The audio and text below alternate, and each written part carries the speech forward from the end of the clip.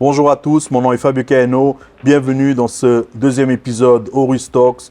Aujourd'hui, nous allons parler d'un sujet d'actualité. Nous allons parler de taux d'intérêt, de prêt immobilier, comment constituer un dossier, quelles conditions remplir, etc. De ce fait, nous avons invité un spécialiste du domaine, Stéphane Proffi. Comment ça va? Bonjour, merci Fabio, ça va très bien. Oui, effectivement, donc moi je suis Stéphane Proffi, je travaille donc pour le compte de la société Credimo.lu.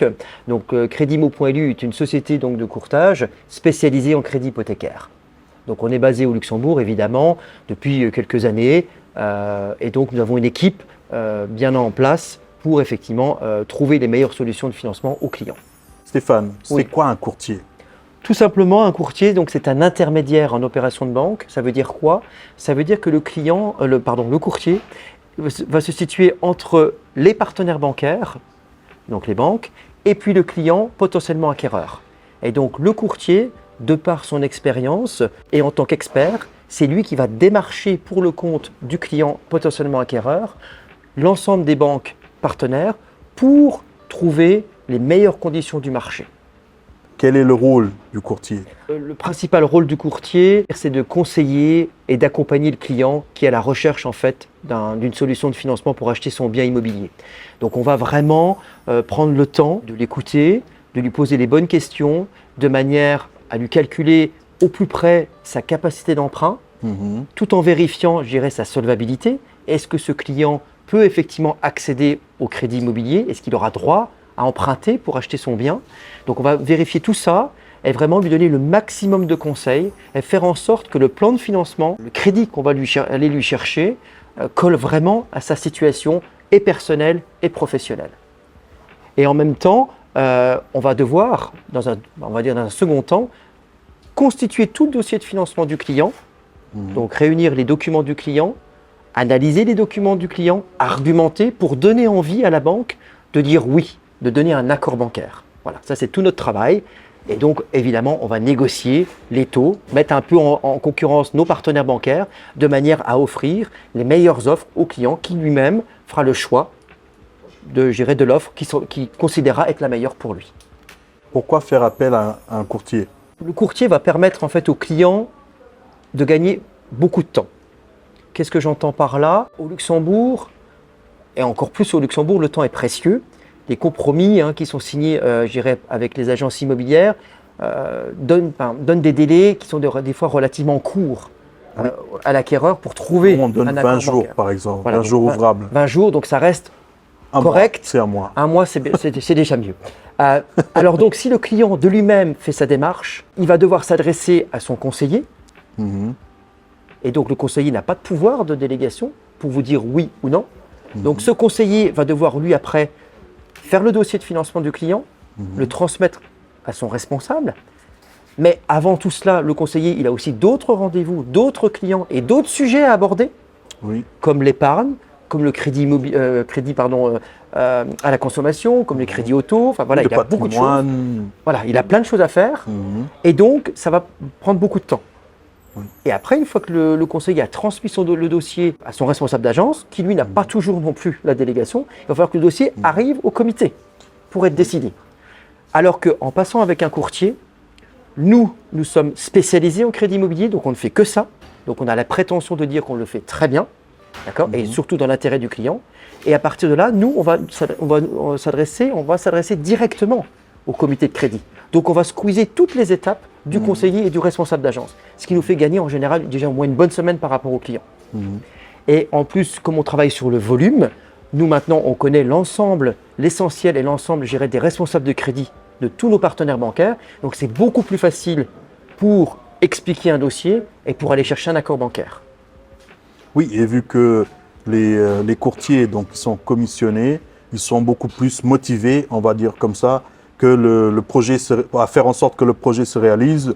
Au contrario, un banquier qui est en agence n'aura pas la même motivation qu'un courtier. On est d'accord. Ça veut dire qu'effectivement, et ça tu l'as dit à juste titre, le courtier, lui, son intérêt, c'est d'aller chercher un accord bancaire. De toute façon, si au vu de l'étude du dossier qu'il va faire, il se rend compte que le dossier ne répond pas aux critères des banques, il ne l'adressera pas auprès des banques pour ne pas se discréditer. On a une crédibilité à jouer.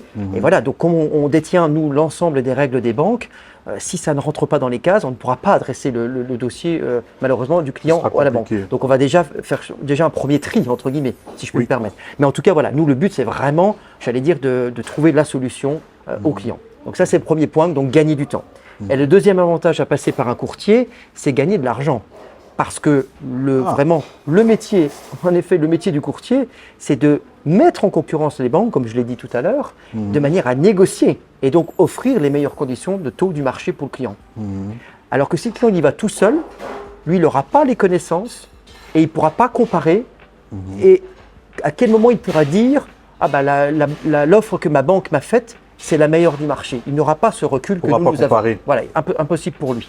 Et nous sommes dans le métier et les banques nous communiquent leur taux encore plus aujourd'hui régulièrement compte tenu du contexte. Donc nous, on sait quel est un bon taux et quel est un taux moyen et quel est un mauvais taux. Le client, il n'a pas ce recul. Donc il est tout intéressant, plus intéressant pour un client de passer par notre intermédiaire. Et en plus, et j'en finirai là sur, je dirais, les avantages à passer par un courtier, c'est que notre service, il est totalement gratuit. Voilà. Ah, il est complètement gratuit. Absolument. En fait, est-ce que tu peux un peu expliquer un peu plus en détail? Avec plaisir. Ça veut dire? Avec plaisir. En fait, tout simplement, le courtier, par rapport aux conventions bancaires et les accords que nous avons avec les banques, il est clair qu'on ne prend pas, d'honoraires aux clients pour le travail qu'on va faire. C'est la banque qui nous rémunérera. Et c'est transparent, puisque sur le mandat de recherche de capitaux qu'on fait signer au client avant d'introduire le dossier en banque, le client a connaissance du montant que le courtier ou la société de courtage va percevoir. Donc tout est transparent, donc le client le sait. D'accord ? Donc il y a des plafonds, évidemment.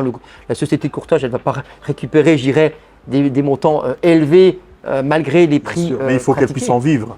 Il faut qu'elle puisse en vivre parce que vous fournissez aussi un service. Voilà. Donc, votre service pour le privé, pour la personne, pour le couple, c'est offert. Tout à fait.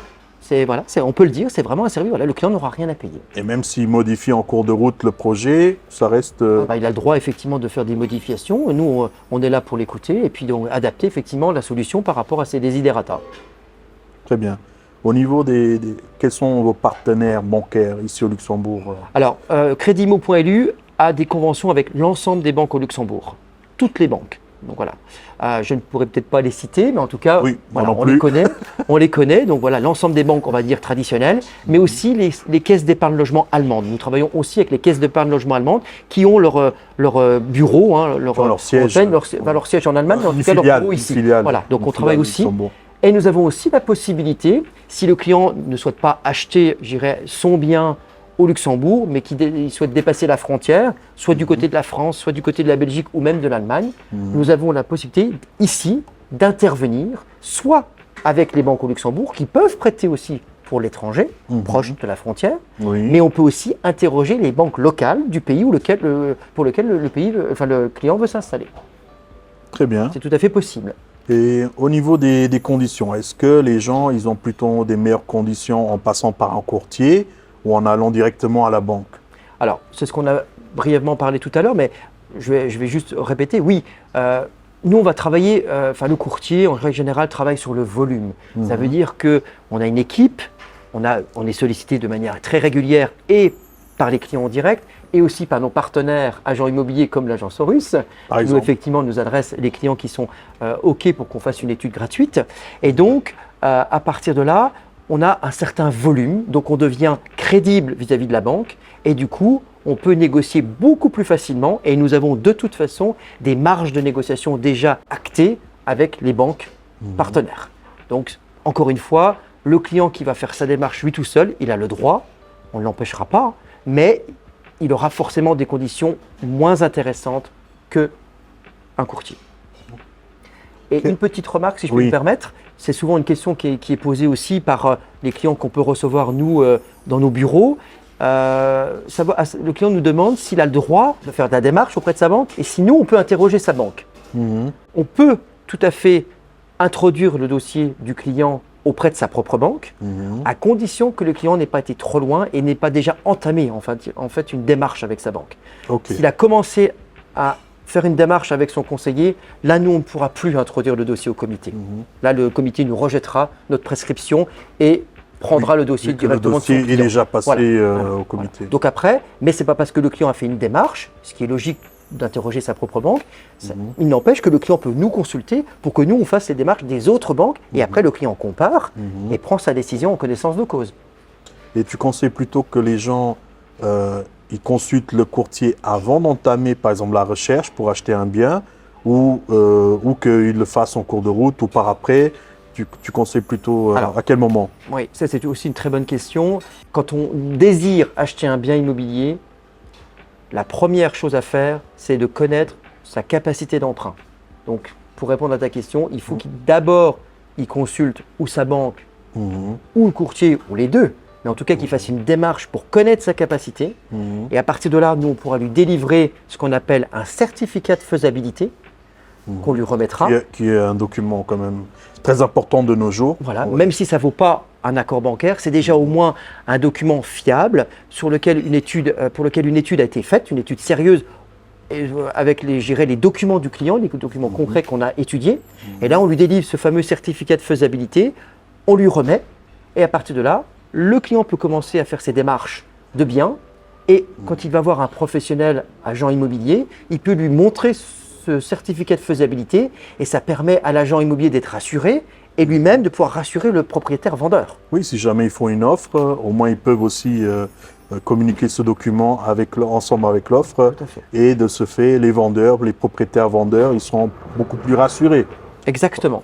Par rapport à leur sérieux et au sérieux de leur offre. Exactement. Ce document-là, sur lequel le montant sera précisé, et si le client visite un bien, j'allais dire, dans la fourchette de ce montant-là, logiquement, il n'y a pas de raison qu'on ne puisse pas nous introduire le dossier et aller chercher l'accord bancaire rapidement. Donc voilà, donc la démarche, c'est vraiment, je calcule ma capacité d'emprunt, je recherche mon bien, je fais une offre ou je signe un compromis en fonction, et je reviens vers le courtier pour que le courtier puisse faire d'emblée toutes les démarches auprès des banques. Donc pour les conditions, quelles sont les conditions actuellement que les gens doivent remplir pour que ça passe mieux, Alors, pour que le dossier passe déjà, les conditions, elles vont découler en fait des règles de la CSSF. La CSSF, c'est le comité de surveillance du secteur financier. Donc c'est un organe ici au Luxembourg qui contrôle tout le secteur financier. Et donc depuis janvier 2021, la CSSF a émis des règles pour les futurs acquéreurs. Et donc il y a en fait 3 profils en fonction, on va dire soit on est primo-accédant, soit on est secondo-accédant, soit on est investisseur. Et en fonction de chacun de ces catégories, il va y avoir des exigences en matière principalement d'apport personnel, de cash. Okay. Si on les prend les uns après les autres, si on est face à un couple qui désire acheter pour la première fois sa résidence principale, à ce moment-là, parmi nos partenaires bancaires, il y en a encore certains qui peuvent prêter à 100% du prix d'achat. 100%. Voilà. Ça veut dire que le client n'a pas besoin d'apport pour le prix du bien. Par contre, il aura besoin d'apport pour les frais annexes. Oui, les frais de notaire. Les droits d'enregistrement, les frais de notaire et les frais d'hypothèque et les frais éventuels de dossier de la banque. Donc ça, il va falloir que le client, lui, les finance avec son propre apport personnel. Après, il y a aussi le crédit d'impôt. Donc ça veut dire que pour les droits d'enregistrement, ils peuvent utiliser, vu que c'est un premier achat, donc ils peuvent utiliser chacun 20 000 euros. Donc on est à 40 000 euros qu'ils ne payeront pas de droits sur les droits d'enregistrement. Oui. Ça viendra en déduction. Sous condition. Donc il y a des conditions à remplir pour cela. Donc qu'il faut rester pendant 2 ans dans le bien, qu'il ne faut pas y mettre un siège d'une société, qu'il ne faut pas le mettre en location. Voilà. Donc il doit rester pendant 2 ans dedans. Tout à fait. Après, donc si on est seconde accession, par exemple, je suis propriétaire de mon appartement avec mon épouse, je souhaite acheter ou un appartement plus grand ou une maison. Et donc là, ça veut dire que je ne suis plus propriétaire pour la première fois, parce que je suis déjà propriétaire. Oui. Peu importe que ce bien pour lequel je suis actuellement propriétaire, je souhaite le garder dans mon patrimoine ou même si je veux le vendre. En tout cas, pour le futur nouvel achat, je serai obligé d'apporter 10% d'apport, plus les frais, en cash. Plus les frais. Voilà. Donc si je n'ai pas cet argent, je vais être obligé de vendre l'appartement pour lequel je suis propriétaire pour dégager des liquidités et répondre aux exigences de la CSSF. D'accord ? Oui. Voilà. Et puis après, la troisième catégorie, ce sont les investisseurs, c'est-à-dire des personnes qui aujourd'hui sont pour la plupart déjà propriétaires de leur résidence principale et qui ont envie d'acheter un appartement ou un immeuble de rapport ou une maison et pour le mettre en location. Donc là, pour les investisseurs, la CSSF va exiger 20% d'apport du prix d'achat plus les frais. Pareil, si l'investisseur n'a pas ce cash, il va falloir qu'il mette en vente une partie de son patrimoine voilà, pour dégager. En tout cas, si le nouveau projet lui tient à cœur, ce sera la seule solution. Quels documents sont importants pour que les gens puissent savoir un peu au préalable? Quels documents sont importants pour qu'un courtier puisse constituer le dossier? Oui. Alors au niveau des pièces, donc il y a les pièces classiques, à savoir donc l'identité. Donc il faut bien effectivement que nous on vérifie l'identité des emprunteurs. Donc on va demander effectivement passeport, carte d'identité, la carte de la CNS. Après on va demander tout ce qui touche au niveau de l'activité professionnelle, donc déclaration de revenus, bulletin d'impôt, contrat de travail et les 3 derniers bulletins de salaire. Bulletin de salaire. Voilà. Parce qu'il faut aussi que les gens fournissent des extraits bancaires. Absolument. Donc après, il y a aussi à fournir, donc là c'est tout ce qui va toucher un petit peu la vie un peu plus personnelle du client, donc c'est-à-dire ses extraits de compte. Et là, les banques, certaines demandent 3 mois, les 3 derniers mois, d'autres jusqu'à 6 derniers mois. 6 derniers mois. Voilà, jusqu'à 6 mois, certaines banques demandent jusqu'à 6 mois. Donc on demande les extraits de compte et de tous les comptes bancaires du client, parce que parfois il y a des mouvements entre comptes. Oui. Et ça, nous, on doit l'analyser avant de l'introduire auprès des banques. Et si on voit un mouvement qui va d'une banque à une autre, le client est obligé de nous fournir aussi les extraits de l'autre compte. De l'autre compte. Voilà, pour vérifier que c'est pas… sur le nouveau compte-là, sur lequel il y a un virement, il n'y a pas peut-être une charge que le client ne voudrait pas nous dire, comme un prêt auto ou des choses comme ça. Donc on est obligé effectivement de bien vérifier l'ensemble. Et on demande si le client il a des charges en cours comme un leasing ou un prêt auto ou un prêt à la consommation ou un prêt étudiant, on demande les justificatifs de ce crédit. Et puis on va demander aussi évidemment toutes les pièces techniques qui concernent le futur bien qu'il veut acheter, le compromis de vente, les devis de travaux s'il y en a, le descriptif du bien et les photos intérieures et extérieures du bien. Oui, on va dire comme l'annonce aussi de l'agence avec les photos, tout le descriptif, etc. Oui. Et plus récemment, les banques nous ont demandé en fait d'ajouter le document qu'on peut télécharger sur myguichet.lu qui s'appelle, le Belegen Act, en fait le crédit d'impôt. Ah oui. Comme ça permet à la banque de vérifier que le client n'a pas encore déjà été propriétaire et auquel cas, on pourra donc trouver un financement à 100%. Sinon, ça veut dire que s'il a déjà été propriétaire, ça sera 10% d'apport plus frais. Si voilà, c'est sa résidence principale, sa nouvelle résidence principale. Ça va ? Très intéressant. Merci. Très intéressant tout ça. Merci Fabio. Après, un point aussi qui est intéressant un peu actuellement, donc pour tout le monde, le contexte actuel. Comment tu le vois ? Alors voilà, je ne vais pas, on ne va pas se voiler la face. C'est vrai que le contexte actuel est quand même un peu compliqué, et on sait pourquoi. Il y a un contexte difficile, que ce soit, je dirais, l'évolution des taux d'intérêt, la crise énergétique, l'inflation, la guerre en Ukraine, que sais-je encore, enfin tout qui augmente. Donc c'est vrai qu'aujourd'hui, on sort du Covid, on n'avait pas besoin de ça. Mais bon, maintenant, voilà, le contexte est tel qu'il faut aujourd'hui vivre avec. Mais donc aujourd'hui, ce qui est plus important pour nos futurs acquéreurs, c'est surtout les taux d'intérêt. Voilà, c'est le point culminant. Tout à fait. On le sait tous, les taux d'intérêt ont fortement augmenté depuis le début de cette année, avec une accélération au mois de mars, une fois que la guerre en Ukraine malheureusement a été déclarée. Là, ça s'est vraiment accéléré. Voilà. Alors, ce qu'il faut aussi, c'est distinguer 2 types de taux, la courbe des taux fixes et la courbe des taux variables. Parce qu'en fait, elles n'ont pas évolué et elles n'évoluent jamais à peu près de la même façon. Alors, on va faire juste un petit zoom rapidement sur les taux fixes.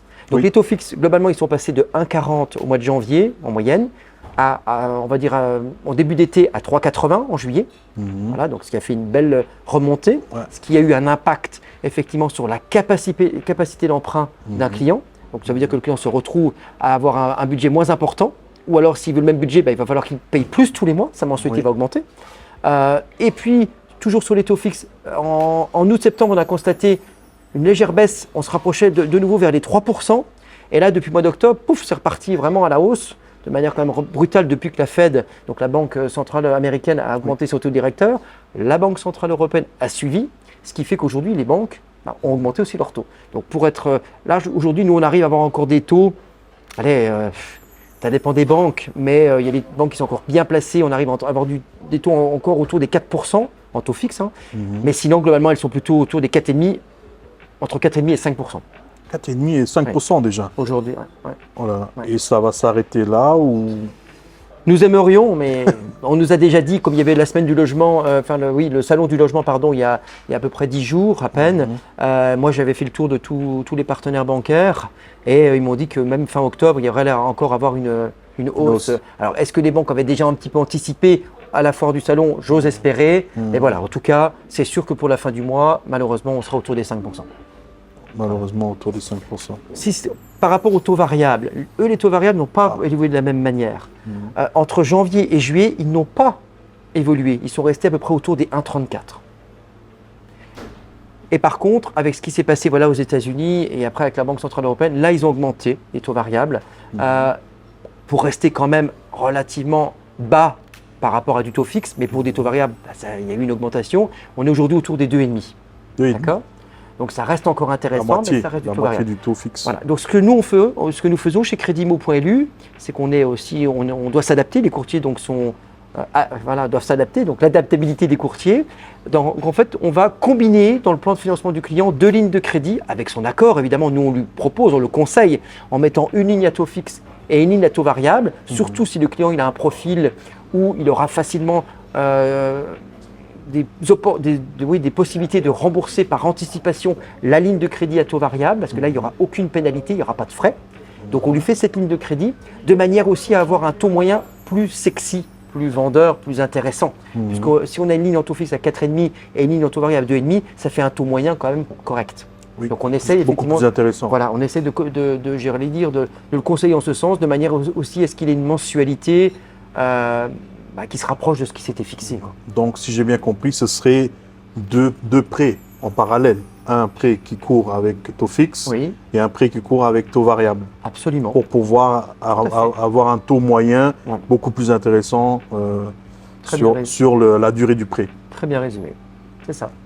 Super. Bon, ce que moi, en tant qu'agent immobilier, je peux observer dernièrement, c'est que les acquéreurs sont réticents. Il y a moins d'acquéreurs, il y a beaucoup de gens qui mettent leur projet en attente. Est-ce que c'est justifié selon toi? Alors, c'est un comportement qui s'explique par rapport au contexte actuel. Maintenant, moi j'ai un avis peut-être différent sur la question. En tout cas, nous chez Credimo.lu, si on détecte que le client il est solvable, qu'il est motivé par son projet, on ira dans son sens. On le motivera aussi en lui disant « vous avez raison, il faut acheter ». L'immobilier reste une valeur refuge, la pierre est une valeur refuge. Des crises, on en a connu, on en connaîtra encore. En tout cas, l'immobilier, même s'il y a une baisse, à un moment donné, ça remontera. Donc, de toute façon, avec l'immobilier, on est quasi certain de faire un bon investissement. Donc, nous, voilà, on a ce discours vis-à-vis des clients, ce qui n'est pas forcément toujours le cas, malheureusement, des fois du banquier du client, qui lui va peut-être lui dire « Monsieur le client, les taux d'intérêt augmentent, je serai de vous, j'attendrai. » Parce que si les taux d'intérêt augmentent, ça veut dire peut-être sûrement que les prix de l'immobilier vont descendre. Moi, je ne suis pas forcément d'accord avec ça. C'est-à-dire qu'on ne peut pas dire parce que les taux d'intérêt augmentent, le prix de l'immobilier va descendre. En fait, le bien, pour moi, je ne suis pas, tu pourras en parler mieux que moi, toi, tu es professionnel, je dirais, d'immobilier, mais un bien immobilier, je dirais, s'il est bien placé, s'il est bien entretenu, s'il a été évalué par un professionnel comme l'agence Horus au bon prix, il se vendra. Et au prix, et même sans négociation de prix. Voilà. Après, on a connu aussi, quand le monde était meilleur, où la plupart des vendeurs faisaient leur prix et imposaient quasiment leur prix aux agents immobiliers. Comme on était en période euphorique, ça se vendait. C'était voilà. Mais aujourd'hui, c'est la rarité des biens. Voilà. Il y avait la rarité des biens. De nos jours, je peux observer qu'il y a 3-4 fois plus de biens sur le marché qu'avant, donc ce qui est énorme, ce qui laisse aussi beaucoup de choix aux gens qui peuvent se permettre d'acheter actuellement, de dénicher une vraie pépite et de faire une affaire qu'ils n'auraient pas pu en conditions avant. Donc il y a toujours le bon et le mauvais côté des choses, on va dire ça comme ça, de la situation. C'est vrai qu'on peut l'avoir du mauvais côté et de se dire, de rentrer dans une dépression et de se dire on va laisser tomber, on donne plus de suite à notre projet immobilier parce qu'on veut voir comment cela va évoluer, etc. soit on peut rester positif et on peut dire ok, c'est vrai que les taux ils sont plus élevés, mais j'ai beaucoup plus de choix. Je peux peut-être aussi négocier un peu plus les prix d'achat. Oui. Je peux avoir certaines conditions donc avec les banques qui sont peut-être moins intéressantes, mais en combinant deux taux d'intérêt, je peux avoir des meilleures conditions au final. Tout à fait. Et l'immobilier, moi je le vois comme ça, c'est un peu comme les actions en bourse, c'est qu'on est seulement perdant ou gagnant quand on vend. C'est ça. Donc tant qu'on reste propriétaire, la valeur elle reste là. Ça veut dire que si j'ai payé un certain montant pour ce bien-là, peut-être d'ici 2 ans, il y aura une crise, le bien il va perdre en valeur sur le marché, mais tant que je ne vends pas, je ne perds pas. Absolument. Et puis par après, la pente va remonter, donc le bien il va reprendre en valeur, et là, effectivement, j'ai un gain de capital. Parce que si je revends, donc je vais faire une belle plus-value. Et donc moi je vois plutôt la situation comme ça. Donc c'est pas tout blanc, c'est pas tout noir, c'est un peu gris. Oui, et donc au niveau du comportement un peu attentiste des acquéreurs potentiels, moi ce qu'on leur dit aussi en entretien, ce qu'on leur dit, voilà, on peut comprendre aujourd'hui que vous ayez des doutes, des inquiétudes. Voilà, le marché est comme il est, l'avenir est un peu incertain, mais en tout état de cause, si vous différez votre projet de quelques mois, rien ne nous dit que l'année prochaine, les taux d'intérêt redescendront, rien ne nous dit que les prix de l'immobilier l'année prochaine seront plus bas qu'aujourd'hui. Donc aujourd'hui, on est certain du niveau des taux. Moi, je penserais plutôt que même l'année prochaine, les taux seront encore relativement élevés. Ce qui veut dire que le client, s'il diffère, ça se trouve, il aura encore un taux d'intérêt plus élevé que s'il le prenait maintenant. Le prix de l'immobilier, il sera ce qu'il sera, mais peut-être pas forcément beaucoup plus bas. Par contre, entre aujourd'hui et le moment où le client va réellement acheter quelques mois après, le client aura continué à payer un loyer à fonds perdu. Voilà, en tant que locataire, d'une part. Par ailleurs, aujourd'hui, le marché locatif se porte bien. Voilà, on le sait. Il va se porter encore mieux. Parce que quand il y a une crise un petit peu comme ça sur les taux d'intérêt, les gens, de toute façon, ont toujours un besoin de se loger. Donc, s'ils ne veulent pas acheter, il faut bien qu'ils louent. Donc, qu'est-ce qui va se passer ? Les prix vont flamber. Les prix vont augmenter et augmentent déjà. Ce qui va se passer, c'est que si ce client-là, aujourd'hui, il diffère son projet, donc comme je disais, il va payer un loyer au fonds perdu, il va se prendre entre-temps une augmentation à la date anniversaire de son contrat de bail par son propriétaire. Donc en fait, s'il fait le calcul, à mon avis, il n'est pas gagnant. Voilà. Donc nous, c'est des choses vraiment concrètes qu'on lui dit, voilà la réalité. Donc aujourd'hui, vous trouvez bien, vous avez le financement, vous avez cette capacité, et allez-y. Le taux d'intérêt, il est ce qu'il est. Si vous prenez une ligne en taux variable, si les taux redescendent, vous profiterez de la baisse dans quelques mois ou quelques années. Est-ce qu'au niveau des refus bancaires, est-ce que tu as observé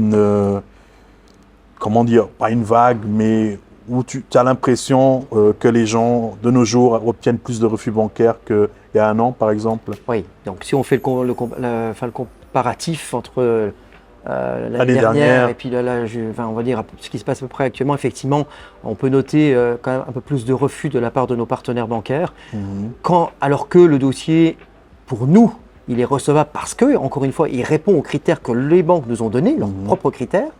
Mais en fait, aujourd'hui, il faut comprendre que les banques sont dans une position confortable dans le sens où elles bénéficient d'une marge sur le crédit immobilier aujourd'hui qui est intéressante pour elles. Ce n'est pas le cas auparavant. Quand elles achetaient l'argent sur les marchés financiers à taux négatif et qu'elles le revendaient, à nous, clients particuliers, entre autres, forcément, elles avaient leur marge, mais la marge, elle était relativement faible et on avait des taux d'intérêt qui étaient en deçà des 1%, ce qui n'était pas non plus normal entre nous. Mais bon, c'était... Quand on a envie de devenir propriétaire et qu'on a un taux d'intérêt à 1%, on est très content. Oui, voilà. Effectivement. Et donc, en fait, les banques, à l'époque-là, ce qu'elles devaient faire pour avoir un chiffre d'affaires et une rentabilité, elles devaient faire un certain volume de crédit. Donc, il fallait qu'elles en fassent beaucoup, parce que quand on a sa marge qui est faible, mais qu'on fait beaucoup de volume, on a un chiffre d'affaires qui reste intéressant. Et aujourd'hui, les banques, elles choisissent leurs clients. Aujourd'hui, elles peuvent se payer le luxe de choisir parce que comme leur marge est beaucoup plus importante, donc il faut qu'elles fassent moins de volume, donc elles distribuent moins de crédit. Donc le dossier qu'on arrivait à faire passer l'année dernière, qui avec les mêmes règles aujourd'hui, ne passe plus. Donc c'est vrai que pour nous, courtiers, ça nous a un petit peu déstabilisés, parce qu'on n'était pas habitués à ça aussi. On était habitué à notre volume, hein, Voilà. que ce soit les courtiers, que ce soit les agences. Et ça sera valable jusqu'à la fin de l'année, ce que je vous dis là. Parce que j'ai discuté encore une fois avec l'ensemble des partenaires bancaires sur le salon du logement, il y a 10 jours. Et les banques voilà, nous ont dit de toute façon, là jusqu'à la fin de l'année, on va sélectionner nos clients. Voilà, c'est clair. Donc ça veut dire que le client, il a d'autant plus intérêt à nous solliciter parce que lui, il n'est pas informé de ça. Il ne sait pas ce qui se passe, je dirais, au sein de sa propre banque. Nous, on est informés parce que voilà, on échange avec nos partenaires et on leur pose des questions. On lui dit mais pourquoi ce dossier-là tu ne l'as pas pris alors qu'il y a 6 mois tu me l'aurais pris et voilà. Et après on découvre les choses aussi. Et après, après nous on peut s'adapter après face au client en disant voilà, votre dossier il est un tout petit peu trop juste. Là pour le coup malheureusement il faudra un petit peu attendre. Mais voilà les conseils qu'on va vous donner. Quand vous viendrez nous voir dans 6 mois ou dans 3 mois ou dans un an, peu importe, on aura vraiment votre solution et votre accord bancaire. Donc on reste voilà toujours positif malgré tout, hein, et puis de là à faire en sorte que le client reste motivé et s'il peut acheter, qu'il achète. En parlant des clients oui. et en parlant des langues, est-ce que vous parlez toutes les langues? Alors, chez Vu que Luxembourg est multiculturel, oui. Donc on a ça, c'est une bonne question. C'est vrai qu'on fait souvent les vidéos en français, mais on sait parler toutes les langues, hein, luxembourgeois, allemand, portugais, anglais, mais tout à fait. Est-ce que vous aussi, vous dominez, vous avez des courtiers dans l'équipe qui dominent toutes ces langues Voilà, ça c'est une bonne question. Du Luxembourg, qui sont les langues du Luxembourg. J'allais dire effectivement, on est peut-être et sûrement une des rares sociétés de courtage au Luxembourg à pouvoir parler les langues les plus parlées au Luxembourg, à savoir les 3 langues officielles, hein, donc le luxembourgeois, l'allemand et le français. Ça fait les 3 langues officielles au Luxembourg. Oui. Nous pouvons parler aussi, évidemment, anglais. Nous avons aussi la possibilité de parler portugais. Ça, et nous avons après, là, j'allais dans une moindre mesure, polonais et russe. Donc, parmi l'équipe que nous avons aujourd'hui en place, c'est effectivement les langues que les courtiers maîtrisent et peuvent donc facilement approcher et recevoir des clients de nationalité étrangère et pour qui leur langue natale est dans laquelle ils se sentent plus aisés, plus à l'aise. Oui, plus à l'aise et c'est facile pour eux de s'exprimer. Tout à fait. Voilà. Mais encore une fois, c'est vraiment notre société Crédimo.lu qui peut aujourd'hui offrir le plus de langues aux clients. Donc nous restons, je pense, un partenaire financier fiable. C'est une information intéressante aussi pour nos auditeurs. Donc, si jamais ils cherchent, donc vous n'allez pas dans une société où on parle que le français, où on parle que le luxembourgeois, où on parle que l'anglais. Voilà. Ouais. Au niveau des clients, c'est une question peut-être tu n'es pas obligé de répondre. Vous avez plutôt des clients luxembourgeois, plutôt des clients frontaliers, plutôt des expats. Vous avez quoi comme clientèle? Crédimo.lu, à l'origine, est une société luxembourgeoise puisqu'elle est gérée. Il est luxembourgeois. Il est luxembourgeois, il parle donc allemand, il parle anglais, il parle français. Donc on capte plutôt une clientèle luxembourgeoise, d'autant plus qu'on communique vraiment sur des supports vraiment luxembourgeois comme Luxvort, etc. Et puis nous captons aussi une clientèle d'origine portugaise, puisque nous faisons aussi la publicité sur les journaux, je dirais, sur portugais. Contracto. Voilà, exactement. Mais nous avons aussi des clients, j'allais dire, frontaliers, et puis des clients, des expats, donc avec, je dirais, un profil plutôt qui travaille chez les Big Four, avec plutôt la langue anglaise qui est plutôt... Ils sont plutôt anglophones. Voilà, plutôt anglophones. On a comme un panel vraiment un spectre de clients assez large. Donc vous pouvez servir tout le monde. On n'a pas une niche, on peut conseiller tout le monde. Absolument, tout à fait. Et de par la pub qu'on peut faire, on va capter effectivement tel type de client, puisque en fonction du support sur lequel on se trouve, on sait qu'on va avoir tel type de client. Si on est plus sur un journal luxembourgeois, ce sera des luxembourgeois. Si on est plus sur un journal portugais, ce sera des portugais. Si on est plus sur les réseaux sociaux, ça sera peut-être des clients peut-être plus anglophones ou français ou plutôt jeunes, parce que c'est les les réseaux jeunes sociaux. Ils sont plus sur Internet. Pas que les gens, même d'un certain âge, ils sont beaucoup, peut-être plus sur Facebook. que tous les autres réseaux. C'est ça, oui, parce que Mais- Facebook, ça vise peut-être une clientèle maintenant, je pense, au niveau de Ouais, l'âge. ouais, c'est ça. Ouais, c'est Ouais. TikTok qui serait plutôt pour les plus jeunes. TikTok, c'est pour les plus jeunes. Insta aussi pour les plus jeunes. Instagram pour trentaine. Voilà, c'est ça. Vingtaine, Mais trentaine. Facebook, je pense que c'est Facebook, plus- oui, un peu quarantaine, plus, c'est ça. cinquantaine. Donc voilà, donc on est sur tous les supports aussi, donc Mhm. à partir de là, on capte tout type de clients. Mhm. Stéphane, un mot de la fin. Eh bien, moi, je dirais le mot de la fin, ne perdez pas espoir. Si vous avez cette capacité, si on vous dit, nous, Crédimo.lu, pardon, que vous avez la possibilité de devenir propriétaire, ne reportez pas le projet, achetez le bien. Si vous avez le coup de cœur en plus sur le bien, allez-y, on vous accompagnera, on vous fera la meilleure solution. Vous ne serez pas, j'allais dire, dans une situation difficile. On bordera toutes les choses, on sécurisera votre prêt. Mais voilà, moi je dis, il faut aller de l'avant, continuer. Il faut que le marché immobilier au Luxembourg reste dynamique. Ça draine derrière beaucoup de professions. Donc si les acquéreurs se retirent, ça veut dire que les clients ne vendent plus. S'il y a des travaux à faire, les entreprises dans le bâtiment vont avoir moins de travaux. Enfin, tout va tourner au ralenti. Je ne pense pas que ce soit une bonne solution. Ouais, effectivement. Donc voilà, venez nous voir, allez sur notre site internet, venez à notre agence. On peut employer tout type de moyens pour vous faire des études, ou à distance ou en agence. Et puis voilà, on fera avec vous et on vous dira de manière la plus honnête si vous pouvez le faire aujourd'hui ou s'il faut différer. Voilà. Merci beaucoup Stéphane. Merci à Merci vous. pour cette belle conversation. Donc c'était très intéressant, très instructif.